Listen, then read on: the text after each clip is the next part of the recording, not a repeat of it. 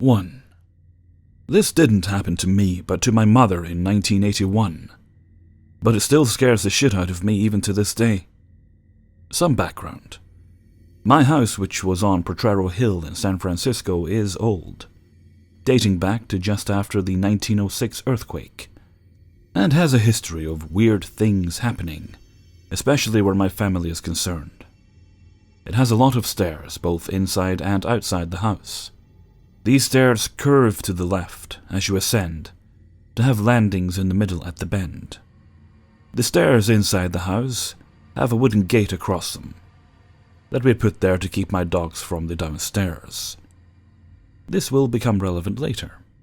When I was 11 years old, my mother woke in the middle of the night from a sound sleep. She had no idea what had woken her, but she noticed two things. One, that the room was extremely cold, which was odd, since it was a very warm night, and two, all 7 of our cats, who always slept en masse at the foot of the bed, were not there. My mother got a really bad feeling and got out of bed. She went to my room, which is next to the stairs, calling my name as she stood in my doorway.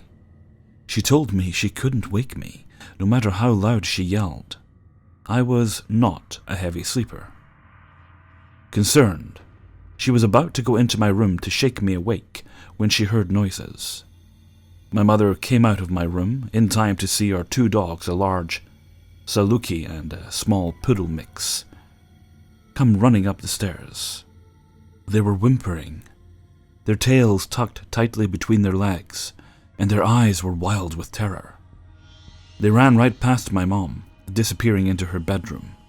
Our 3rd dog, another Saluki, was standing in front of the wooden gate of the landing, feet apart, hackles up, and growling deep in his chest.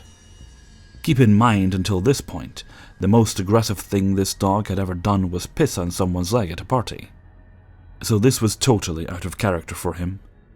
Surprised, my mother went down the stairs to the landing to see what he was growling at. This is when things got really weird. Our front door is old and creaky, with a metal panel secured with wire over a section of the door, where a pane of glass had been broken. Because it was not secured properly, it was making this loud, irritating clanging noise when the door was closed. As my mother stared at the door, trying to see if someone was there, she heard, not saw, mind you, just heard, our front door open. Just so you know, I come from a long line of witches, yes, witches, and Native American and Central American healers, shamans. And we are no strangers to the peculiar, especially my mother, who did not scare easily. But as she stood at the gate on the landing, she clearly heard the creak of the door's hinges as it opened. She said it reminded her of badly dubbed movie sounds, and goosebumps erupted all over her body, the hair on the back of her neck standing up, as she heard the irritating clanging noise as the door closed. The next thing she heard was footsteps coming down the short hallway towards the stairs. Keep in mind that there is still no one there, and the front door had not opened or closed. My mother said the footsteps sounded like leather shoes, Oxfords maybe, with wooden heels, and that the steps were heel-toe. She said the footsteps sounded heavy and male. The footsteps continued up the stairs, boards groaning under the weight of whatever was coming up the stairs. It stopped at the gate. By this point, my mother had backed up to the wall, away from the wooden gate, scared shitless, but unable to move. Our dog, already growling, suddenly started snarling and snapping and lunging and ducking as if doing battle with the entity. This, my mother said, seemed to go on forever, but eventually, whatever it was, turned on the stairs, still only heard, never seen, and went down the steps, opened the door, and after a brief pause, closed it. Our dog visibly calmed down after the door closed, turning to my mother and licking her hand. My mother completely freaked out and, close to pissing herself, grabbed our dog and hurried back upstairs. The cats, who had been hiding under my mother's dresser, and home entertainment center slowly came out, fur in end and weary, and returned to my mother's bed. She didn't get back to sleep that night, and told me about it in the morning. We sold that house several years later, after my mother died, and never told the buyers its unusual history. I figured they would think we were nutters. To this day we have no idea what it was, or what it wanted, or why my mother was unable to wake me. But we all agreed that whatever it had definitely been malevolent. 2. This is my experience with possible drug dealers, murderers. Some info. I am a boy, and when this happened I was 16, 130 pounds and 5'3", and I am a second-degree black belt in Taekwondo. My friend Mason was about to turn 15. I live in Dallas, Texas, and it was winter, so we had on pullover sweaters. Now for the story. Me and Mason were exploring our clubhouse, which is nothing more than a wooded drainage area separated into two parts by an old run-down metal fence, one that backs up to our neighborhood, and one, much bigger, that leads to fenced-in fields, and also has fenced-in fields on both sides. This is important later, so we were exploring and shooting our airsoft pistols. Mine is a green US Marine Special and his is just a plain black one. We were getting ready to leave when we saw two people, a boy and a girl, sitting by the entrance exit. The only exit. So we just sank back in until they were gone.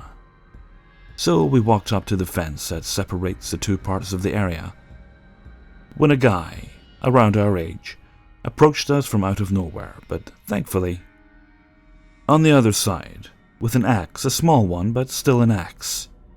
He kept asking us to buy weed.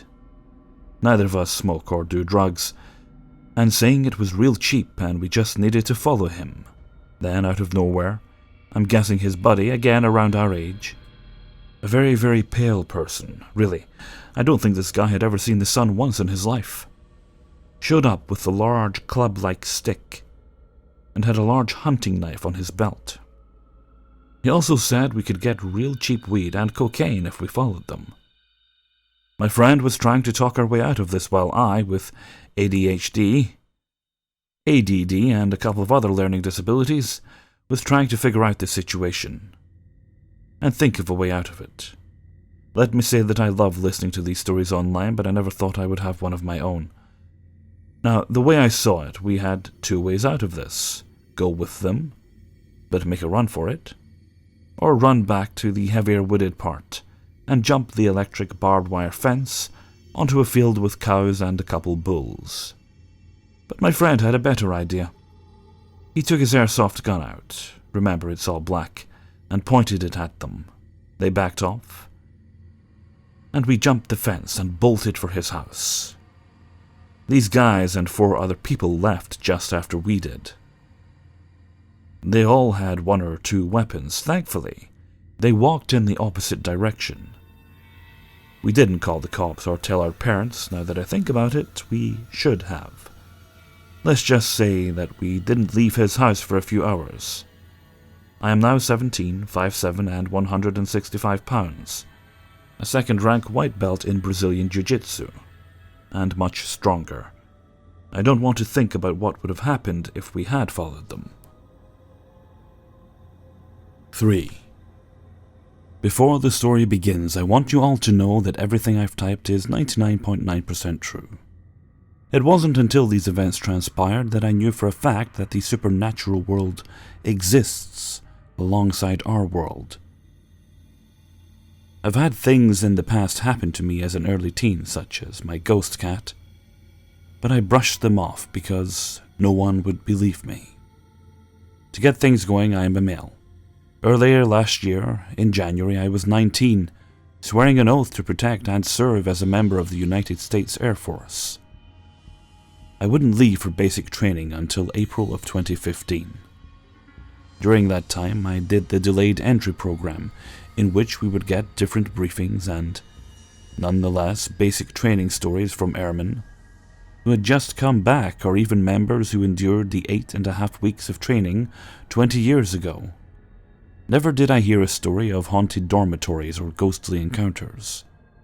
Usually, it was about the stress of empty eyes yelling and knife handling, along with trainee duties and funny, embarrassing fuck-ups during the training. That being said, of course, I didn't think anything of hauntings in dormitories, and because of that, I was not prepared for what would happen to me during my time there. The dormitories of the 322nd Training Squadron are very old compared to some of the new dormitories that were recently built. From constant bathroom problems to mold in crevices and in the lights, and it was fairly difficult to keep the dormitory clean. After all, it's already pretty raggedy, along with a number of things that can't be fixed, but we'd get shit for it anyway. With its age comes past flights that occupied the dorm, and with that comes history deaths from trainees committing suicide while in training. 2 weeks into basic training, my bunkmate and I, let's call him Trainee Glenn in order to protect his identity, were on shift for EC duty. EC, which is abbreviated from the military term entry control, is a 24-hour cycle where 2 of 50 trainees are selected and are responsible for who comes in and out of the dormitory. That itself was frightening because when an MTI came screaming and banging on the door, you had to be on point and verbatim with the very strict entry process. But that's another story for another time. Unless we have a briefing or class to attend, there would always be entry controllers on duty, so keep that in mind. Early in our few weeks of training, Trainee Glenn and I were set for EC duty from 10 p.m. to 12:30 a.m. One shift consists of 2 hours on the job, and at night one of us makes rounds around the dormitory to check wall lockers in both bays, as well as the bathroom every half hour on the hour. We began to chat and get more acquainted with each other. Talking during shifts kept us aware and helped us stay awake as well. So we talked on about our home lives, and it took a turn when ghosts became a subject in our conversation. Trainee Glenn was prone to the supernatural from past experiences, and tales from his Asian heritage that he said still haunts him to this day. We went on and on about things we've experienced, and gave each other goosebumps and chills. All of a sudden we started hearing something, a whisper maybe, coming from A Bay. Maybe it's someone snoring or talking in their sleep, I said, evidently creeped out after all the stories. Then it got louder. It became clear that it was a female's voice. There is no designated dorm for males or females because even our sister flight had urinals in their bathroom. Glenn began to start freaking out, so I decided to make my rounds to check out the sounds. I took my Lackland laser, our flashlights, and walked through both bays. No sound but a couple of barely audible, snoring trainees. But this was not the sounds we heard prior.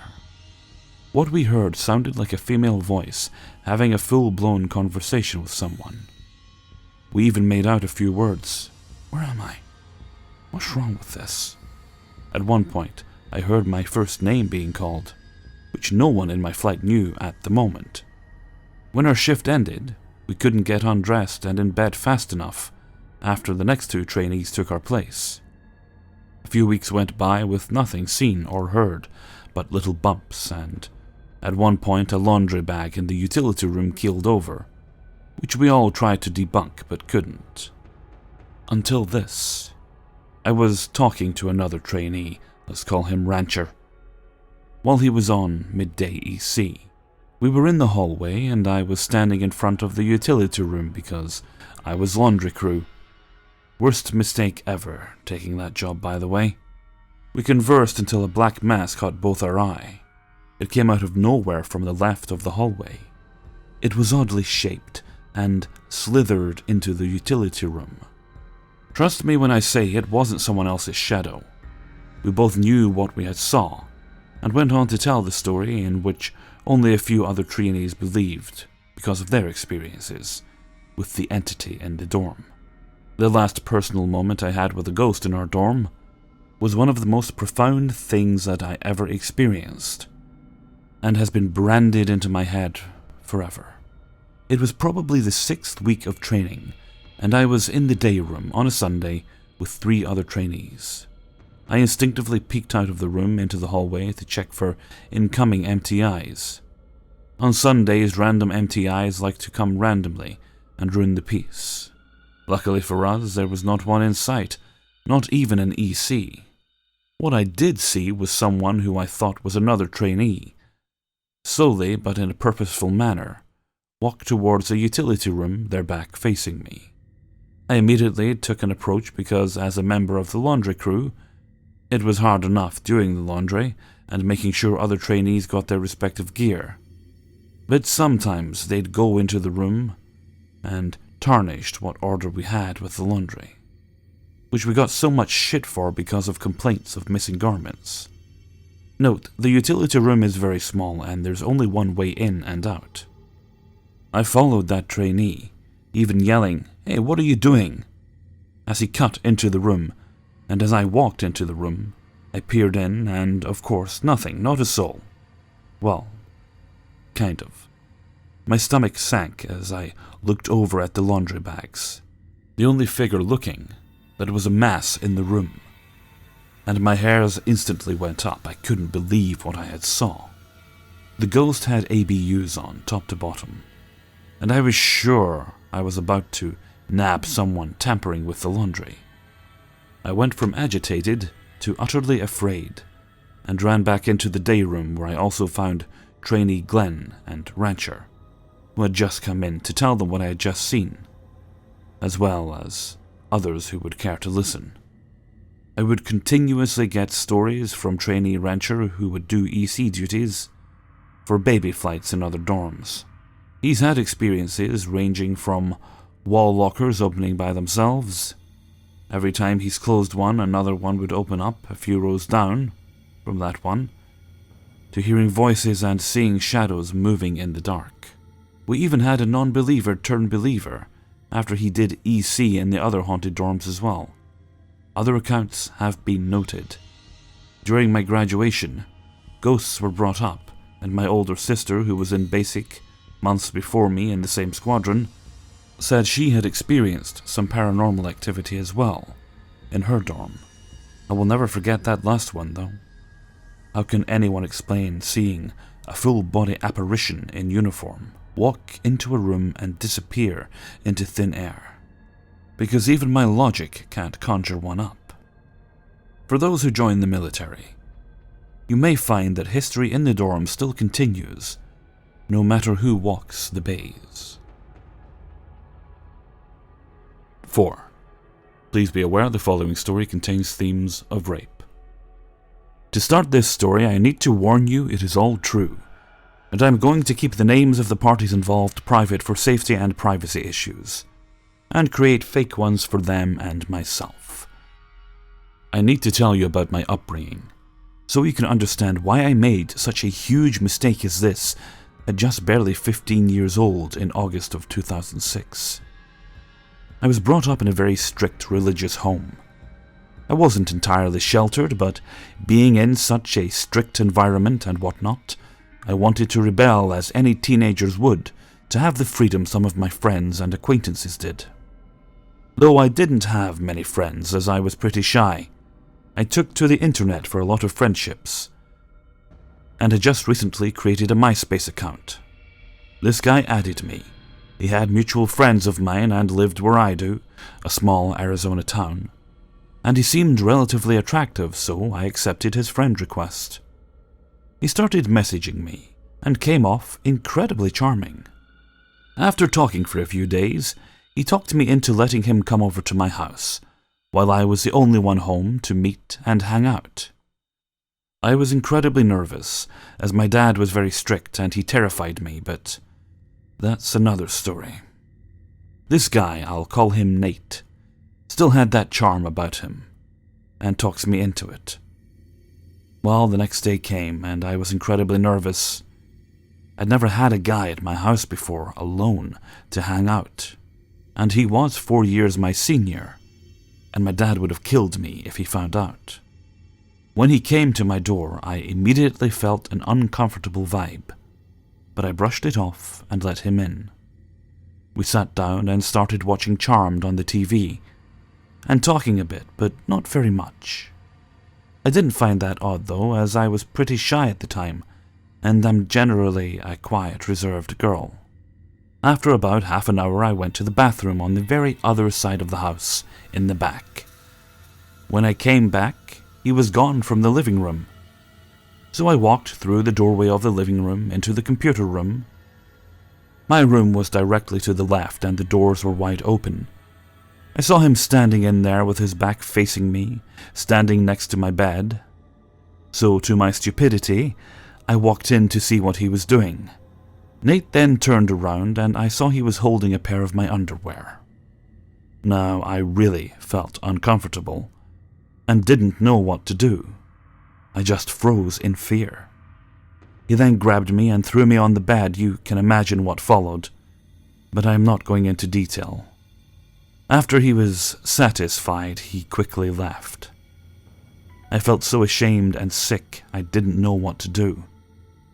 Finally, after 3 weeks, I confided in my sister who lives in Utah. She tried to get a hold of a counselor in my town, but to her and my surprise, it turned out to be my school resource officer. The next day, I was pulled out of class by 2 officers to my utter horror.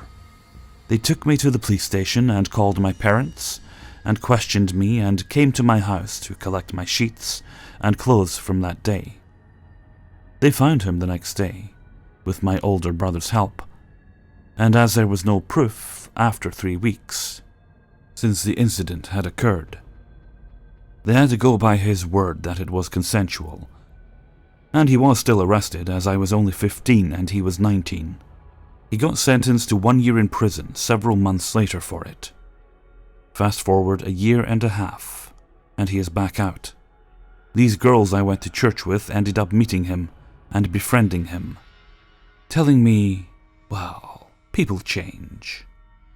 Another girl I knew started dating him, even after I pleaded with her to stay away, and showed her his public record. And she was so blinded, she said he changed as well. A few other girls were smarter, and gave me printed out messages from him, claiming he was 17, and just got back home from visiting Ireland for a year. I gave it to the cops. Not even 2 months after he got out of prison, he was back in for sexually assaulting 3 more girls, and 2 more stepped forward from before my incident with him, because of my bravery as well. He is now in prison till 2025. I just wish I could go back in time and had reported it immediately after, as maybe it would have prevented those other girls from being hurt. Never meet someone you met on the internet alone at your home. You never know who they may truly be. 5. This is an ongoing story. A little backstory. I'm a 5'4", 125-pound female, and spent 4 years of my life in a very abusive relationship with a 6'5", 380-pound boy. Finally, one day I'd had enough of being his punch bag, that I beat the hell out of him and left, never looking back. Fast forward 3 years to September 20th, 2016. My new boyfriend, together 2 years, got in a serious accident. Though he wasn't seriously injured, thank God, the vehicle was totaled. Later that night I was on Facebook and ran across a picture of the accident with the caption, "The reason why you don't text and drive," from a man I'd never even met. I was immediately pissed because my man wasn't texting and had documented proof that he wasn't even on the phone when the accident occurred. So I messaged the poster correcting him and asking him to remove the post and check facts before lying and posting things like that. He immediately texted my man and told him, "I know where your house is, and I'm not afraid of showing up to shut you up if you don't shut your woman up." So I return his message with my account, with "Don't threaten him when I'm the one with the issue, douchebag." He informed me I'd better be scared because he knows where I live. I told him he doesn't scare me. He stated I must be a big bitch, referencing my weight. I stated, "No, dynamite comes in small packages." He then proceeds to drive by my house and honk. But when I walk out, he took off. 20 minutes later, he decided to drive by again, but I saw him coming, so I stepped into the road. Stupid. I know. He swerved around and took off again, but 5 minutes later, drove by yet again. I have insomnia, so I don't sleep much, so I decided to sit out most of the night, listening to Hellfreezer's 30 Scary Stories number 3, and wait to see if this asshole tried anything stupid. He didn't come back that night. The following day, he drove by and slowed down to 5 miles per hour. When I yelled, "You want to talk?" he floored it and sped off. He drove by 3 additional times that day, slowing down each time he got near my house. Today, September 23rd, I walked down to the gas station a block away from my home, and as I'm getting ready to leave, can you guess who walked in? Creepy stalker dude. I looked him straight in the eyes as I slowly walked out of the door, and I, slowly, and I mean very, very slowly, walked home. Normal walk takes 2 minutes, I made it last 10. So, creepy stalker dude that likes to stare at my house while driving, slower than a turtle, let's not meet again, for if we do, you will regret it because I'm not scared. Hey everyone, Hellfreezer here, and thank you very much for listening to 5 True Scary Subscribers Stories, Episode 21. Thank you very much to everyone who sent their stories in. It is very, very much appreciated. And as I was recording, I'm recording, just finishing this off, it's just after 9:15. So naturally, when people, not me, but other people, are perhaps sending their kids off to bed for school the next day, maybe thinking about going to bed themselves for an early start at work, that's exactly when you should start letting off fireworks, which also interrupts my recording. Sorry, I don't mean to keep grumbling, but this is going to go on till January it is. It just annoys me. I don't begrudge people having fun with their fireworks, it just annoys me that they're available for sale right through. It really should not be the case. Grumble, grumble, grumble. Okay, happy Hellfreezer, cheering up now. I would like to apologise a little if I sound a touch more nasally in these videos than I usually do. Just whatever's going on today, I'm a bit nasalier. Maybe it's just lack of sleep from all the noise and the construction that's going on. Although it's not as bad as I thought it would be, to be honest with you. Probably will be in a few days when they finally get to the roof. They're just kind of rough casting right now, or they've primed it for rough casting. Take it they'll be here to do that tomorrow. Got all the windows covered over with plastic. Well, hopefully they'll be done this week. I actually had to have a nap halfway through this video because I was tired. Anyway, I think I'm going to head off for now. Get my editing done, get my next couple of videos made. Then I'll enjoy the rest of my night. So until next time, thank you very much for listening, and take very good care of yourselves.